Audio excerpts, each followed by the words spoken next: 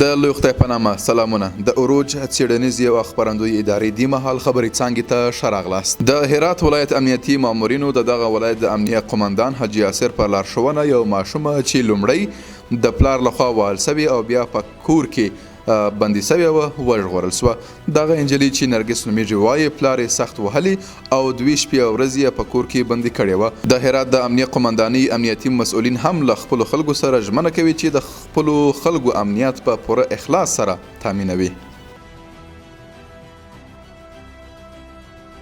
د ریاست الوزرا سیاسي مرستیال مولوي عبدالکبیر د تښتونکو له منګولو څخه د ژغورل سوي ماشوم عبدالفهیم کور ته ولاړ. د ارګ د ایکس ټولنیزې شبکې په پاڼه کې راغلي چې د ریاست الوزرا سیاسي مرستیال د عبدالفهیم د کورنۍ د خوندیتوب ډاډ ورکړ او زیاته کړه چې امنیتي بنسټونه د خلکو د ژوند او مال د خوندیتوب لپاره نه ستړي کیدونکي هلې ځلې کوي.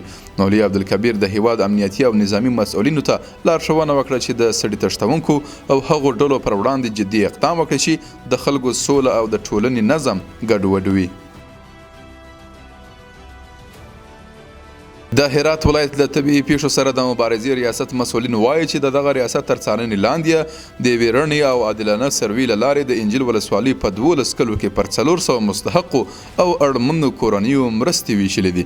د طبیعي پیښو پر وړاندې د مبارزې ریاست د زیانونو او اړتیاوو د ارزونې مسؤل حافظ محمد نایبي وایي چې دغه ریاست په همغږي او هڅو د هیواد په 12 کلو کې له 400 کورنیو سره مرسته سوې چې پکې زلزله ځپلي ناروغان، معلولین، یتیمان، کونډې او ټپیان شامل دي.